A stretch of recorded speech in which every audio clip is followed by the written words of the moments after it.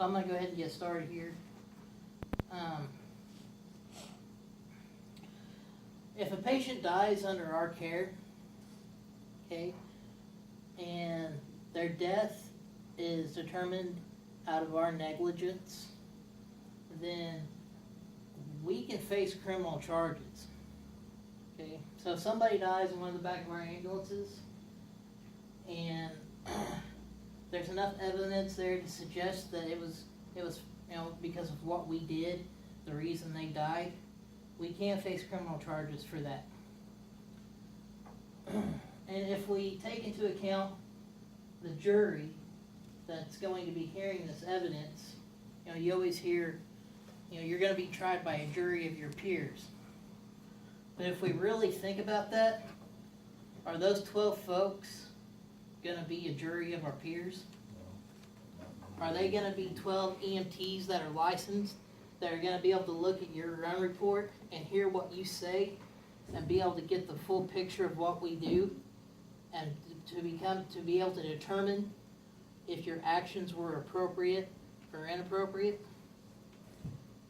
Okay, by the time you get to that, those 12 people, they're going to have heard the prosecution speak, your attorney speak, and they're going to have very little scope of what the actual scene really was. Okay? All of us in here, at some point in time, have had that little man, over here on our shoulder, talking to us. Okay, we just done running a call, and we know that we need to be documenting every little detail on that ambulance call. In fact, Doug and Debbie and I, we had one of those, a couple months ago? When we got back here, we knew that our documentation process had to be a lot more because of the events that had occurred. Okay? And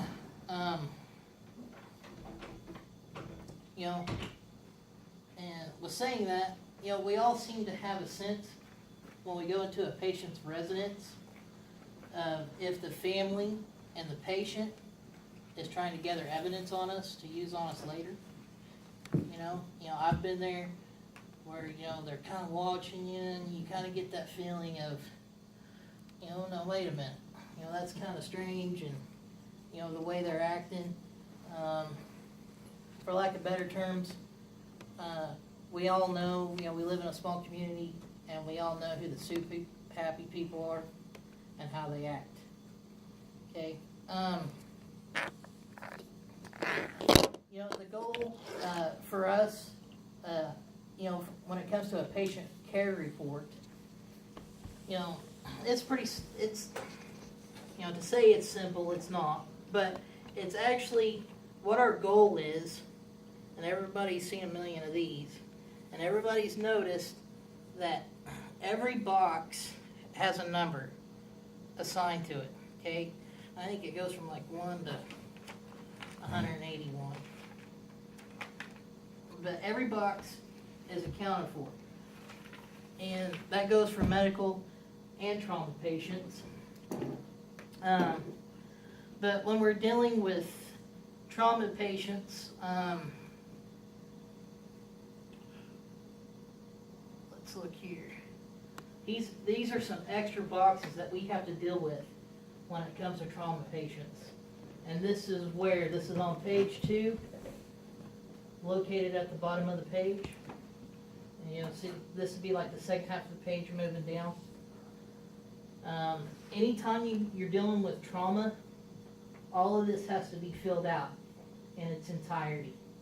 Okay, so if trauma is present, okay, we've determined that it is, so we're going to mark yes.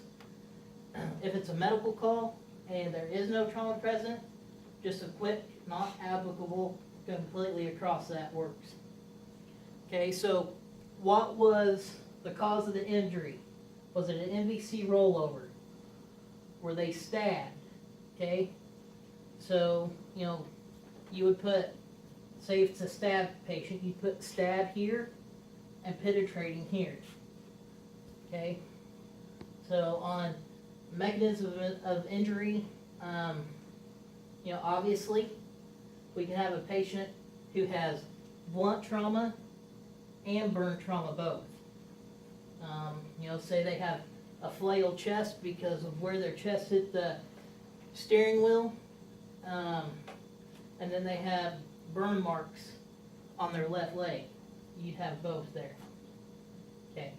Hospital team notified? Yes or no? Okay, and you're gonna also mark this box for stroke patients and STEMI patients. Okay, if they have a LA stroke scale or a Cincinnati stroke scale that comes back positive, we have to mark that box for stroke.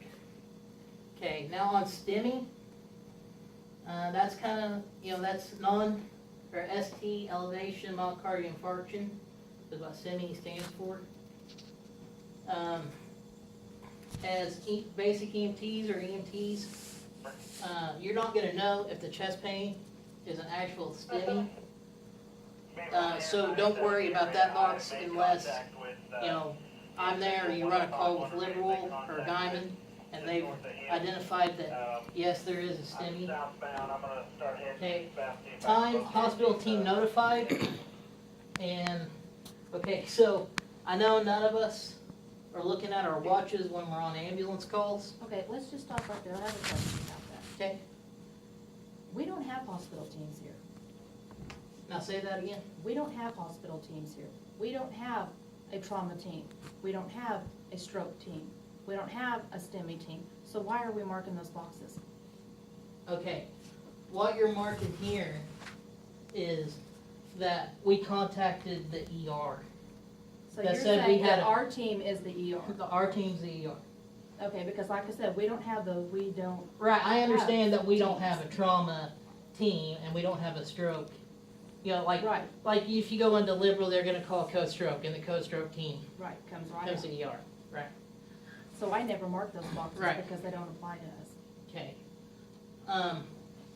Well, I'm saying like our hospital team, which is the ER, okay?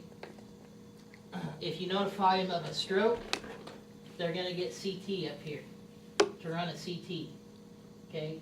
So basically, the only team we. Yeah, right. Yeah. Okay, well, the They're only. gonna say, no, just a second, take them somewhere else. Last I heard it was broke. Yeah, we don't have anybody to Fixed run it. tomorrow. Okay. Tomorrow? Mhm. Good. Okay, but for us, the only team that we have, okay, is the ER receiving facility. Which is not applicable. Okay. Okay. My understanding of it is that when you call in, report to the ER, time hospital team notified, okay, that's what we're talking about. So basically, we call in on everything we have.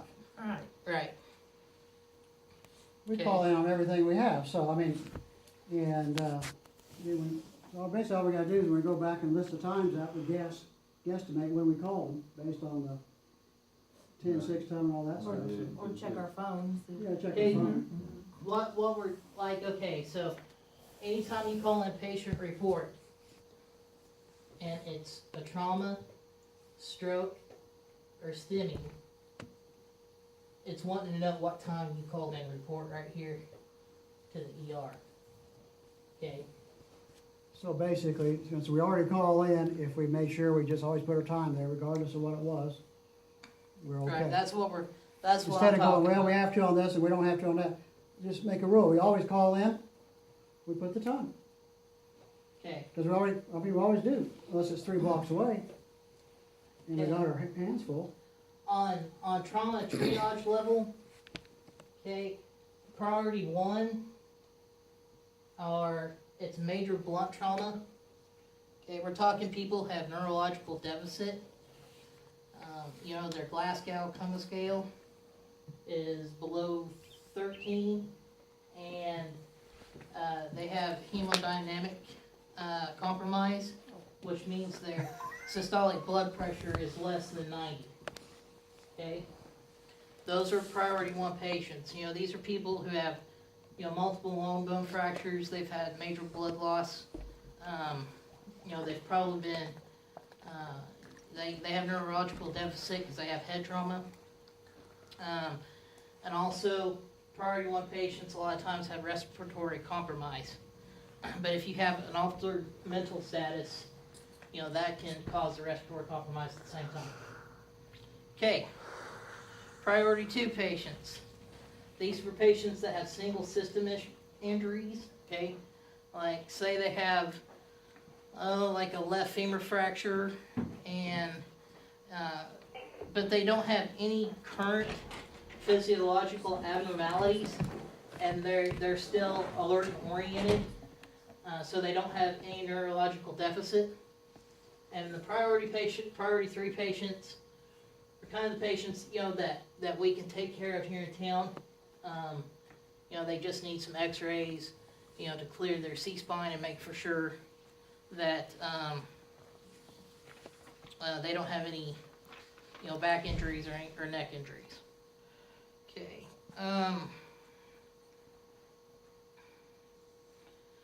Let's talk a little bit. What's BSA there in 19, your trauma Okay, triage? okay. This is body surface area. Oh, okay, Okay, so that's burns. if their BSA is greater than 10%, okay, you would mark that, or if it's less than 10%. So you know the rule's a 9.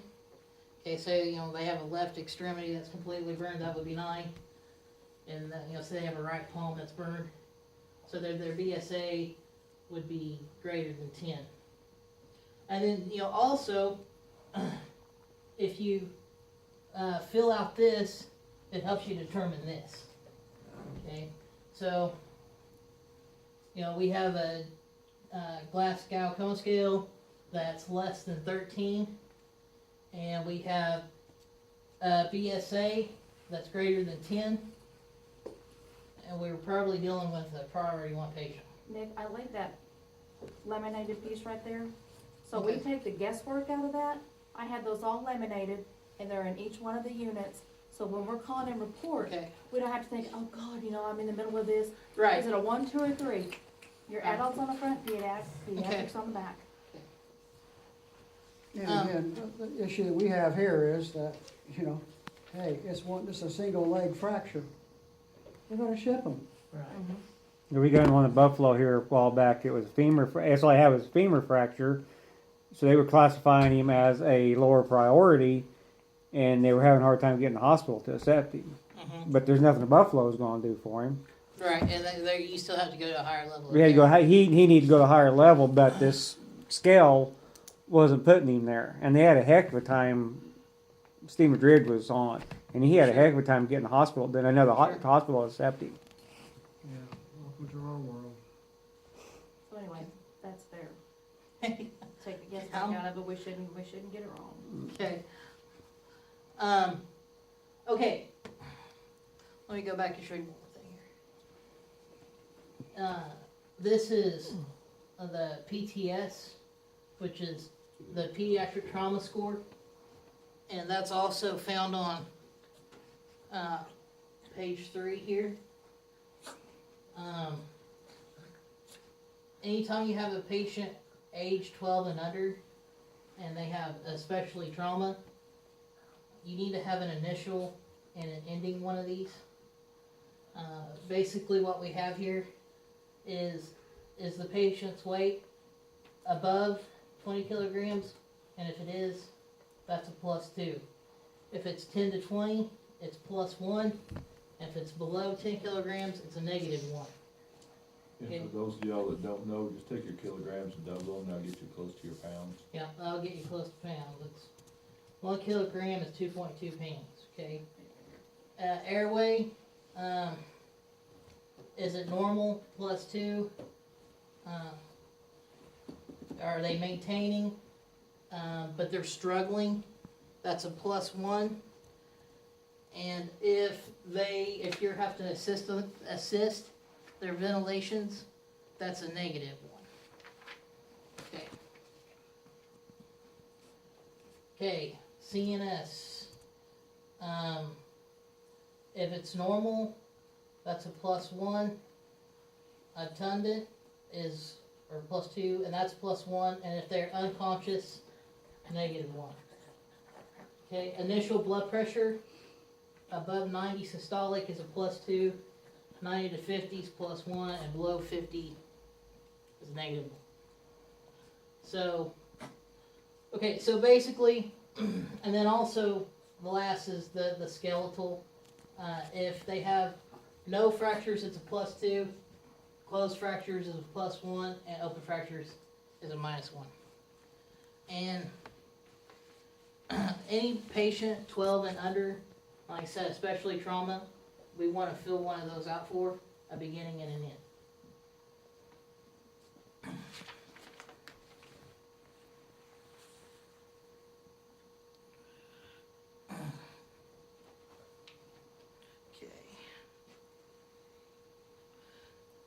Okay, and then this is the top half of the third page. Okay, and the one thing I just want to hit right here real quick is the report given to section. Anytime we bring in a patient to the ER, the receiving RN or needs to sign that. Because if we don't get a patient signature there, it's hard to show that we've released our liability of that patient. And then also, it doesn't look like we gave any kind of patient report on that patient if that's not signed. Even if we've had them sign the first page? Okay, You must say a nurse's signature instead of patient signature. Well, yeah, Yeah, but yeah, usually yeah, that would the first be that page if- is what we normally have the nurses do. okay, here, if It's on the first page too. Yeah. on this here, There we okay, go, I received. okay, if you fill all this out and you put page, this would be page 1 of 1, okay? And then you go here, okay, this is page 2 of 2, okay? Technically, to the letter, they're supposed to sign both pages. I haven't done that. so. But, Hello? okay, go back to the first one, let's Hello? read that again. It says verbal and written. Well, I'm in the Yeah. EMS meeting, can I call you back? Page 1, received Yeah. a verbal and Okay, written no report problem, I'll call you on back. the care of this patient. Thank you. Right, I So, realize. that doesn't make sense to sign both. So if you give them a report and you give them a pink slip, you're done. If they sign it there. Like I said, my understanding of what I've read is both places have to be signed. Now, if you guys want to interpret that differently, okay. Alright, on patient care narratives. Okay, obviously, we're talking about right here. Okay. And one method that I use for patient care narratives, just to make for sure that I get everything that I need to have in the narrative, is the chart method. Okay? And the C stands for chief complaint. So, I'll put like Adam 243 responded to, downtown Beaver, found patient on sidewalk complaining of left leg pain. Okay, so that left leg pain is going to be my chief complaint. Okay.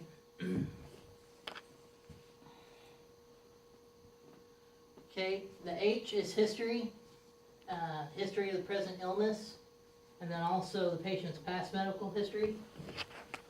And then mechanism of injury. Okay. A is assessments. Could you go back? Mhm.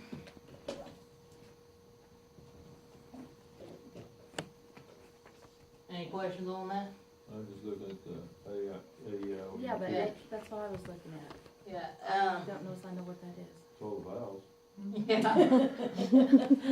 That little portion. And to tell you the truth, I'm not for sure exactly what of this whole acronym means either. AEIOU tips. I'm terrible with them acronym stuff. I've heard of it, but I'm not for sure what all of it stands for. Decap beetle. Yeah. I think this time we'll answer the question. Basically I use the H to remember is that you know, for the medical history part of it. They don't have sample on there, They had ample. sample, sample. A is assessments. You know, what did you find when you did your assessment? And then, you know, what do you do to make it better or make it worse? Okay, treatments on scene, and then, you know, the response to those treatments. And if the, you know, patient, you know, continue to improve or their condition worsened in or out. And then the T is how your patient was and the status of the patient, or what time, the time of the transfer, and then the patient's status at the time of transfer. Like, you know, were they still alert and oriented? And what, like I said, what time you transfer the patient care over to the nurse.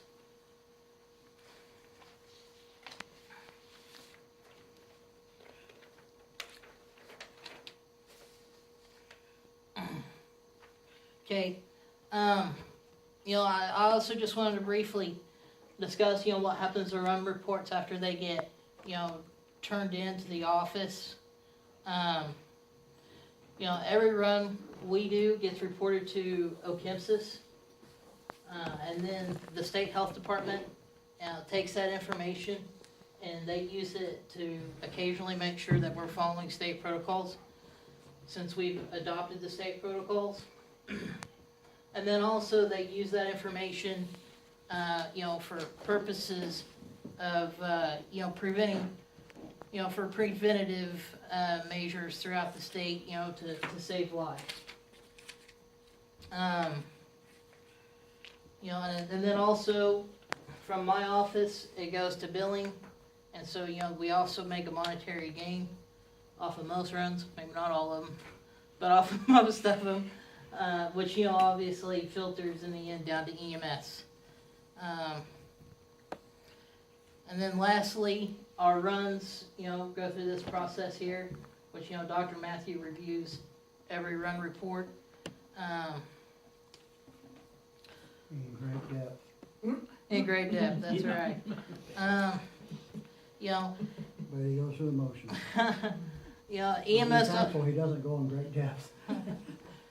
EMS documentation, you know, is only as good as its quality assurance and quality improvement process. And, you know, the EMS professional spending hours and hours on end, you know, at 3 o'clock in the morning writing them out. You know, and like I said, well, what we've talked about here briefly, you know, is we're just trying to take action to prevent ourselves from being in the courtroom. You know, I know EMS, you know, documenting these things can be tedious and time consuming. But if we take the time to learn the process, you know, then it goes much faster eventually. You know, we all share the common goal of providing the best patient care possible, and effective EMS documentation can help us reach that goal together. Okay. And I'm the first one to admit that I've got lazy over the years. Okay, when I was talking about priority 1 and 2 and 3 patients, you know, what makes a priority 1 patient a priority 1 patient, which is high impact blunt force trauma and an altered mental status and an inability, you know, to maintain their open, or, you know, pretty well an inability to keep their airway. You know, I got that information from here. So let's see. It says hemodynamic trauma compromised with a systolic blood pressure of less than 90. Sustained tachycardia, cool diaphoretic skin, respiratory compromise, respiratory less than 10 or 29 breaths a minute, and altered mental status of trauma, etiology. The issue though is when we call it in, we need to go in great depth. We just don't need to say level 1, because the nurses half of them don't know a level 1 from a level 3 if it bid them. So again, we still need to, when we call it in, describe in great detail exactly what we have. And like, Because when they call for the helicopter or the airplane, they're gonna want, oh, it's a level 1, what's that mean? Well, you gotta give them great detail. And Trek 2, they're gonna go, oh, it's a level 1, oh, okay, describe level 1. So, again, it all goes back to, Trek's gonna want a vivid description of exactly what's going on. Airplane's gonna want it, and again, the nurses. yeah, and if you have up here, okay, like the medical history of the patient, well, obviously, you really don't need to repeat all that in here, if you already have it up there. You just wanna put the pertinent, history of the illness. If it's been nausea and vomiting for the last 2 days, well, that's the pertinent history to this event. But, but you don't have to put their whole last medical history all over again in the narrative. One last thing I wanted to point out is like, say you give oxygen and in your narrative, give patient O2, 15 liters on a breather, however we write it, then come down here and document it here, O2, 15 liters, NRV. And if you're crew member 1, mark that. And that way, that gives, because every time a medication, you give a medication like oxygen, aspirin, activated charcoal, I have to have the time that medication was given. Which, we don't always notate times in the narrative. So that helps me. Also, I've never, like Nick and I were talking, he nailed me the other day on procedures. Like on the car wreck we did a week ago, Friday night or 2 weeks ago, whenever that was. I never done it. I never listed exactly when I put the C collar on, or exactly when I put the KAD on. But that's a procedure. He's right. It's a procedure. I go, well, I always put it up in my narrative. Like on extrication classes now, they're suggesting that we have a scribe standing on scene.